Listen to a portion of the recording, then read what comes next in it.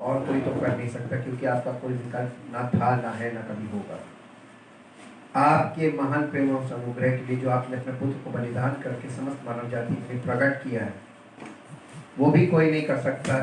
और सब लोग इस बात को ना समझ पाते हैं। अगर समझ जाएं तो उनकी जिंदगी आपकी महिमा से भर जाए। आपकी सामर्थ सबके लिए तैयार है, आप सबके लिए काम करने को तैयार है। लेकिन जो कोई आपको ग्रहण करता है और आप पर आपके इस बलिदान को एक्सेप्ट करता है, उसके जीवन में आपकी सामर्थ्य सिद्ध हो जाती है। आपके तमाम योजनाओं के लिए जो आपने हम सब के लिए बनाई है, हम आपका धन्यवाद करते चाहते प्रभु। हमारी बुद्धि पवित्र आत्मा के द्वारा खोल दीजिए, ताकि हम उन बातों को जो आपने हमारे लिए रखी हैं, जैसा कि आपके वचन में लिखा, आंखों ने देखी नहीं, कानों ने सुनी नहीं, मनुष्य के चित्त में कभी आई नहीं, वो योजनाएं जो आपने हमारे लिए बनाई, वो अपनी आत्मा के द्वारा जब आप हमें प्रकट करते हैं, तो हम उन बातों को अंडरस्टैंड करें, समझें और आपकी सामर्थ को अपने जीवन में कार्य करने दें, ताकि आपकी योजनाएं हमारे जीवन में पूरी हों और आपकी महिमा प्रकट हो। आज के वचन को आपके हाथ में सौंपते चाहते, पवित्र आत्मा की सामर्थ और पवित्र आत्मा की अगुवाई हमारे जीवन में बनी रहे और उसी के द्वारा हम आगे बढ़ें और उसी की महिमा हो। सारा आदर, सारी महिमा आपको। इस प्रार्थना को आपके इकलौते पुत्र यीशु मसीह के नाम से मांगते हैं, आमीन। सबको जय मसीह की। परमेश्वर का धन्यवाद करते हैं। और आज हम चौथा भेद है, फोर्थ मिस्ट्री, पहला कुरिन्थियों 15 अध्याय उसके 51 और 52 पद में ऐसा लिखा हुआ है, देखो मैं तुमसे भेद की बात कहता हूं, हम सब नहीं सोएंगे परंतु सब बदल जाएंगे, और ये क्षण भर में पलक मारते ही अंतिम तुरही फूंकते ही होगा। क्योंकि तुरही फूंकी जाएगी और मुर्दे अविनाशी दशा में उठाए जाएंगे और हम बदल जाएंगे। क्योंकि अवश्य है कि ये नाशमान देह अविनाश को पहन ले और ये मरणहार देह अमरता को पहन ले। और जब ये नाशमान अविनाश को पहन लेगा और ये मरणहार अमरता को पहन लेगा, तब वो वचन जो लिखा है पूरा हो जाएगा, जय ने मृत्यु को निगल लिया। हे मृत्यु तेरी जय कहाँ रही, हे मृत्यु तेरा डंक कहाँ रहा। लेकिन अगर हम इसको 51 पद से एक पद और ऊपर चले जाएं, 50 पद में 50 पद पढ़ते हैं, तो यहाँ पर एक बात लिखी हुई है जो जिसके कारण ये भेद है। वो, हे भाइयों मैं ये कहता हूँ कि मांस और लहू परमेश्वर के राज्य के अधिकारी नहीं हो सकते, और ना नाशमान अविनाशी का अधिकारी हो सकता है। ये जो ये वाला भेद है, इसके पीछे जो कारण है, वो कारण ये है कि ये हमारी जो नाशमान देह है, ये परमेश्वर के राज्य की अधिकारी नहीं हो सकती। इसलिए प्रभु यीशु मसीह ने हमारे लिए एक अद्भुत योजना बनाई है। वो हमारे प्राणों को अपनी आत्मा के द्वारा सुरक्षित करके और उसे एक नई देह, पुनरुत्थान की देह, यानी जो महिमान्वित देह है, उसके लिए तैयार करता है। और जिस दिन ऐसा होगा, उस दिन वो हमको, हमारी देह बदल जाएगी। ये देह हमारी पृथ्वी की मिट्टी की बनी है, ये यही रह जाएगी, और हमें परमेश्वर की ओर से जो देह मिलेगी, उसमें हम प्रभु के साथ प्रकट होंगे। और इसीलिए जब हम प्रभु यीशु मसीह की देह का, यानी कलीसिया का पार्ट बनते हैं, तो हमें आत्मा, पवित्र आत्मा के द्वारा प्रभु की आत्मा के साथ अपनी आत्मा में एक हो जाने की जरूरत है, ताकि ये वाली चीज हमारे जीवन में उस समय पूरी हो जब प्रभु इस चीज को करेगा।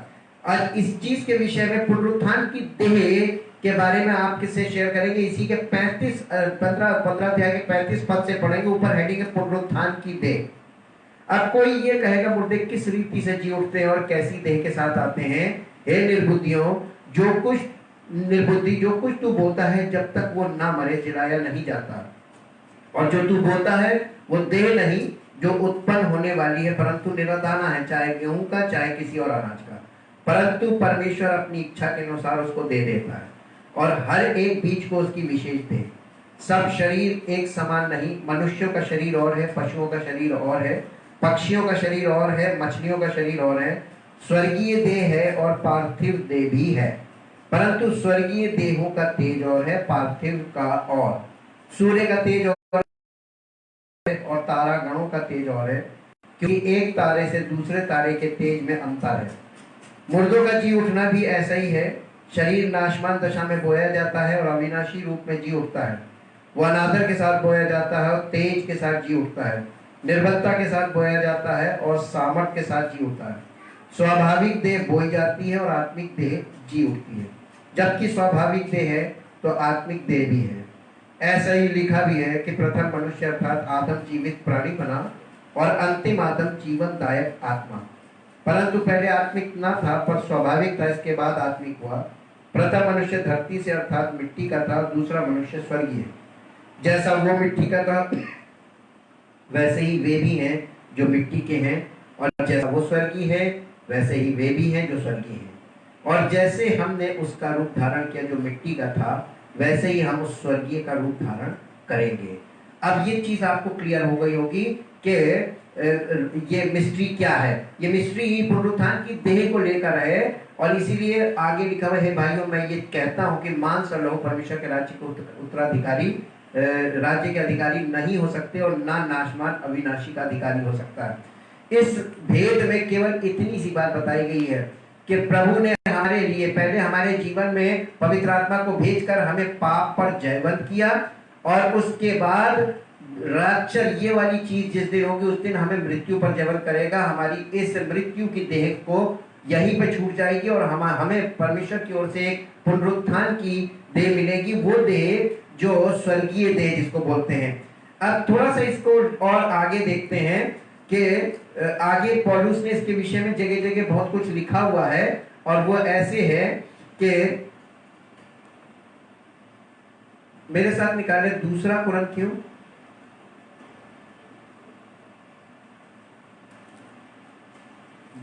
कुरिन्थियों उसका 5 अध्याय। हमारा स्वर्गीय घर, क्योंकि हम जानते हैं कि जब पृथ्वी पर का जब हमारा पृथ्वी पर का डेरा सरीखा घर अर्थात ये शरीर गिराया जाएगा, तो हमें परमेश्वर की ओर से स्वर्ग पर एक ऐसा भवन मिलेगा जो हाथों से बना हुआ घर नहीं परंतु चिरस्थायी। इसमें अर्थात इस शरीर में, मिट्टी के शरीर में, इसमें तो हम कराहते और बड़ी लालसा रखते हैं कि हम अपने स्वर्गीय घर को पहन लेते हैं, जिससे दबे कराहते रहते हैं, क्योंकि हम उतारना नहीं वरन और पहनना चाहते हैं, ताकि वो जो मरणहार है जीवन में डूब जाए। जिसने हमें इसी बात के लिए तैयार किया वो परमेश्वर है, जिसने हमें बयाने में आत्मा भी दिया है। अतः हम सदा ढाढ़स बांधे रहते हैं और ये जानते हैं कि जब तक हम देह में रहते हैं तब तक प्रभु से अलग, ये मिट्टी की देह में जब तक हैं तब तक हम प्रभु से अलग है, लेकिन प्रभु की आत्मा हमारे अंदर है। यानी उसने अपनी आत्मा एक संपर्क दे रखा है कि हम प्रभु से संपर्क रखते हैं, लेकिन हम प्रभु से अलग हैं, यानी यीशु मसीह से अलग हैं। क्योंकि हम रूप देखकर देह में रहते हैं तब तक हम प्रभु से अलग हैं, क्योंकि हम रूप को देखकर नहीं पर विश्वास से चलते हैं।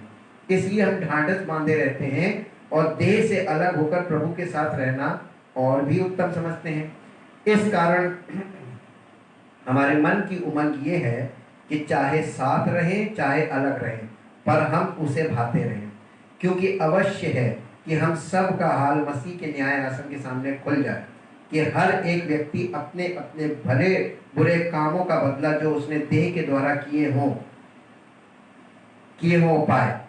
परमेश्वर हमको, हमारे जीवन को, जब तक हम इस पृथ्वी पर रहे, मिट्टी की देह में है, तब तक पवित्र आत्मा हमारे जीवन में उसने इसलिए भेजा है, ये बयाना है, ताकि जब डील पूरी हो तो हम प्रभु के हो जाएं और हमें प्रभु की ओर से वो देह मिले जो प्रभु ने हमारे लिए रखी है।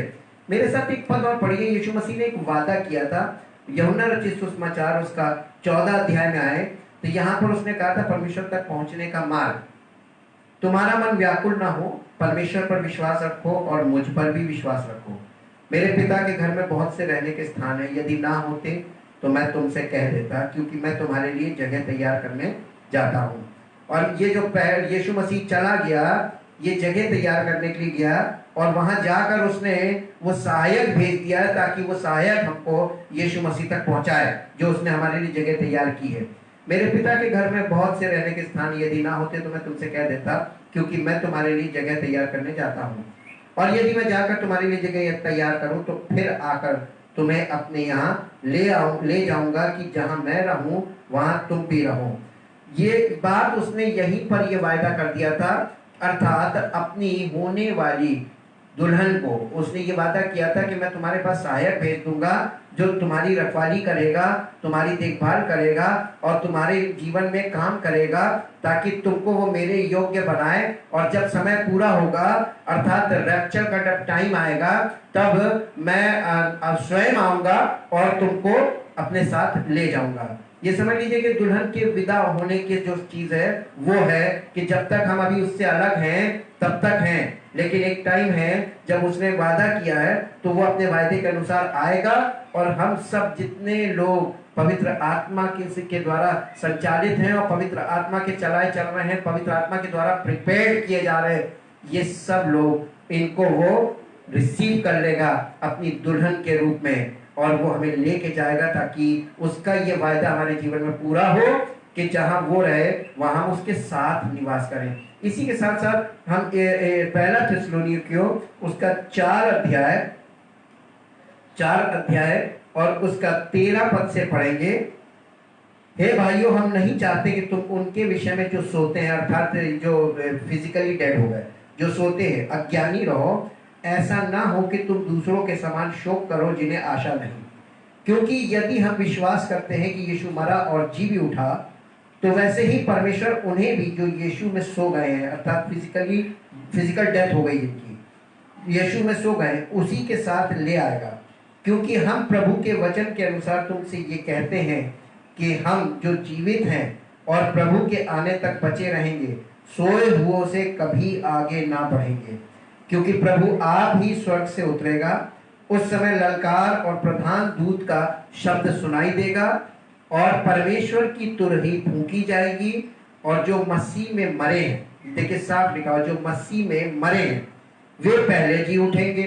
तब हम जो जीवित और बचे रहेंगे उनके साथ बादलों पर उठा लिए जाएंगे कि हवा में प्रभु से मिले, और इस रीति से हम सदा प्रभु के साथ रहेंगे। इस प्रकार इन बातों से एक दूसरे को शांति दिया करो। और यहाँ भी यीशु का पुनरुत्थान, यीशु का पुनरागमन, और फिर उसके बाद 5 अध्याय के ऊपर देखिए लिखा है पुनरागमन के लिए तैयार रहना। तो पुनरागमन विषय में बताया और फिर उसके बाद पुनरागमन की तैयारी बताइए कि उसके आने के लिए हमें तैयार रहना है। जब वो आएगा और जो तैयार नहीं होगा वो रुकेगा नहीं, वो आएगा और जो रेडी होंगे उन्हें ले जाएगा।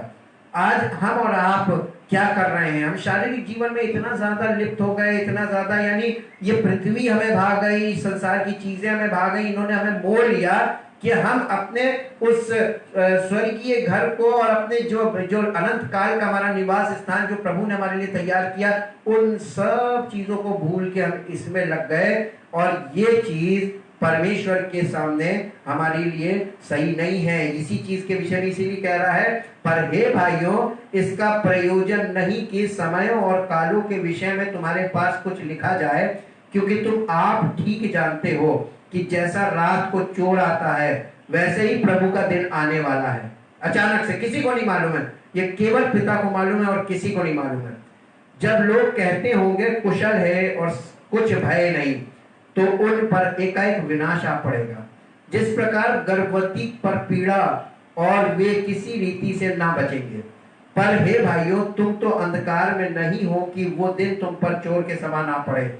हम कलीसिया के लोगों के लिए वो दिन चोर के समान नहीं आएगा, हमें मालूम है वो दिन आने वाला है। We are proceeding to that day, हम उस दिन की ओर बढ़ रहे हैं, इसलिए हम प्रतिदिन तैयार रहें, क्योंकि तुम सब ज्योति की संतान और दिन की संतान हो। हम ना रात के हैं ना अंधकार के हैं, इसलिए हम दूसरों के समान सोते ना रहें, पर जागते और सावधान रहें। क्योंकि जो सोते हैं वे रात ही को सोते हैं, और जो मतवाले होते हैं वे रात ही को मतवाले होते हैं। पर हम जो दिन के हैं, विश्वास और प्रेम की झिलम पहनकर और उद्धार की आशा का टोप पहनकर सावधान रहें, क्योंकि परमेश्वर ने हमें क्रोध के लिए नहीं परंतु इसलिए ठहराया है कि हम अपने प्रभु यीशु मसीह के द्वारा उद्धार प्राप्त करें।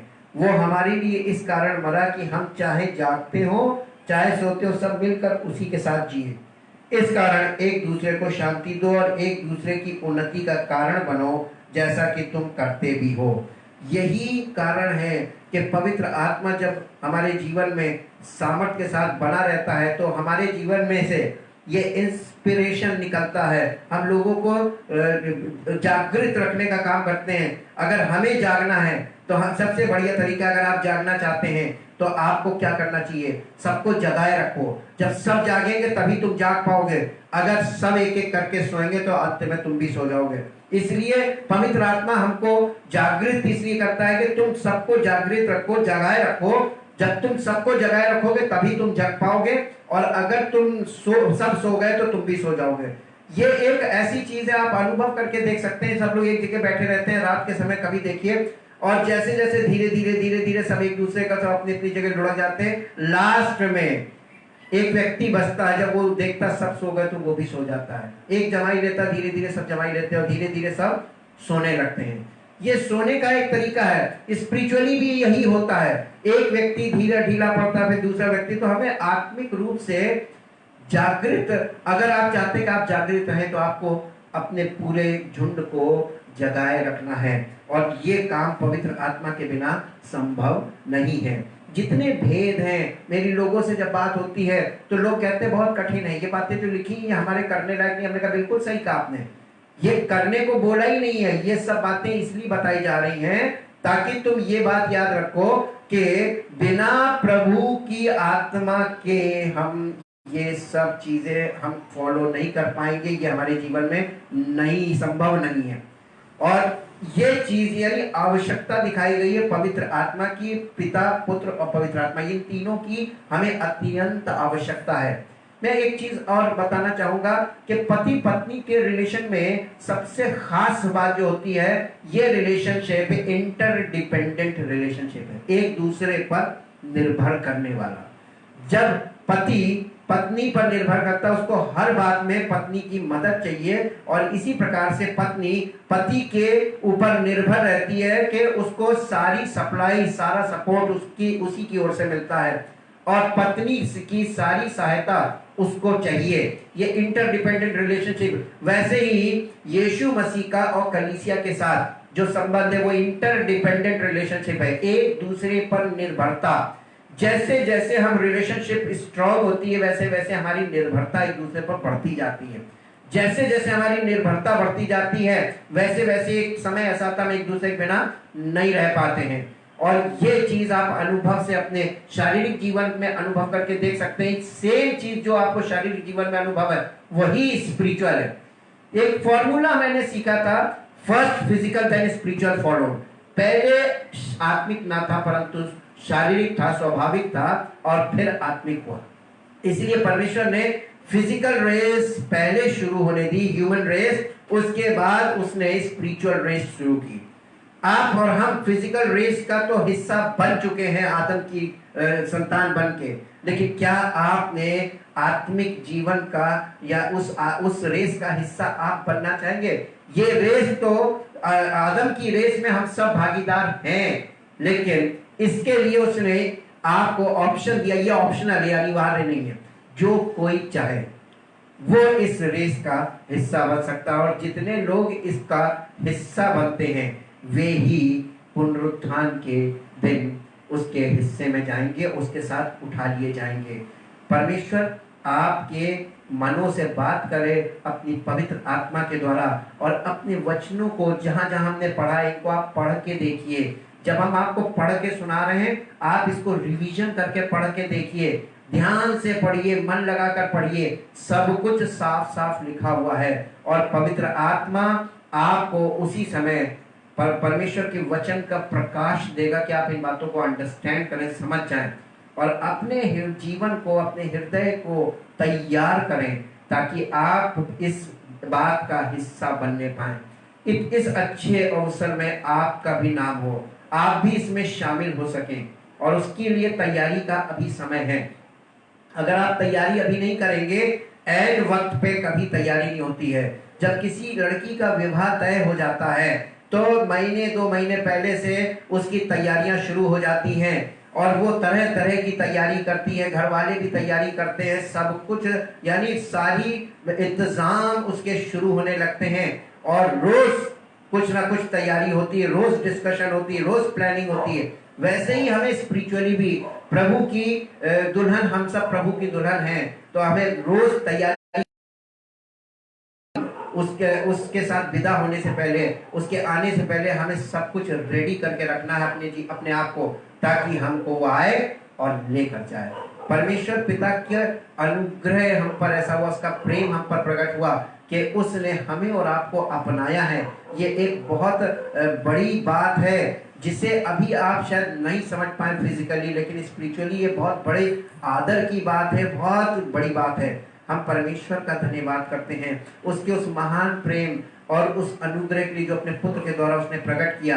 केवल उसने हमें छुटकारा नहीं दिया, केवल उसने हमें जीवन नहीं दिया, बल्कि हमें पुत्र के साथ, उसके साथ परमानेंटली अनंत जीवन के लिए कनेक्ट कर दिया, जोड़ दिया, ताकि हम प्रभु के साथ ही निवास करें। हम पृथ्वी पर तो प्रभु से अलग हैं, पवित्र आत्मा के द्वारा हमारा संपर्क है, लेकिन जब हम उसके साथ एक हो जाएंगे तब हम प्रभु के साथ परमानेंटली अनंत काल तक वास करेंगे। कितना अच्छी बात है। इस देह में हम कराते हैं, लेकिन वहां हम कराएंगे नहीं। प्रभु हमारे आंसुओं को पोंछने आ रहा है, वो हमारे जीवन को हमारी मृत्यु की देह से छुड़ाने के लिए आ रहा है। इसलिए ये वाला भेद हमारे जीवन का, समझ लीजिए, निष्कर्ष निचोड़ होगा कि हम प्रभु से जा मिलेंगे।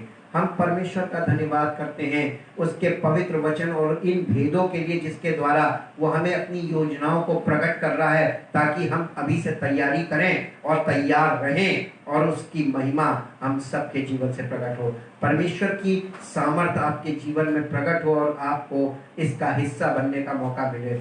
हम परमेश्वर का धन्यवाद करते हैं। परम पिता परमेश्वर, दिल से आपका धन्यवाद करते हैं इन भेद की बातों के लिए जो आपने अपनी आत्मा के द्वारा कलीसिया पर प्रकट की, हम अन्य जातियों पर प्रकट की, कि आपने हमें वो जगह दी है जिसके कि हम कभी लायक ना थे, ना है, ना कभी होंगे। लेकिन प्रभु आपने हमसे इतना प्रेम किया, आपने हमारे पापों को हमारे जीवन से मिटाने के लिए अपने आप को बलिदान करके और उस लहू से हमें शुद्ध किया।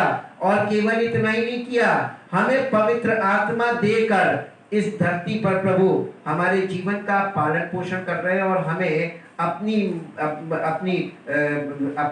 देह का हिस्सा बनने के लिए तैयार कर रहे हैं। इसके लिए आपका धन्यवाद करते हैं। चाहते प्रभु सब कुछ तो आप हमारे जीवन में कर रहे हैं, आप हमें आत्मा के फलों से सुशोभित कर रहे हैं, जिससे जैसे कि दुल्हन को दूल्हे के द्वारा चढ़ाए गए जेवर पहनाए जाते हैं, वैसे ही आप हमको आत्मा के वरदानों से और आत्मा के फलों से सुसज्जित करते हैं, ताकि हमारी पहचान यहाँ पर हो कि हम मसीह की होने वाली दुल्हन हैं और हमारी पहचान आपकी महिमा का कारण बने। हम इन सब बातों के लिए धन्यवाद करते हैं। सारी योजनाएं जो आपने हमारे लिए बनाई, हम सबके जीवन में पूरी हो और आप ही का नाम महिमा पाए। धन्यवाद के साथ इस प्रार्थना को आपके इकलौते पुत्र प्रभु यीशु मसीह के नाम से मांगते हैं, आमीन।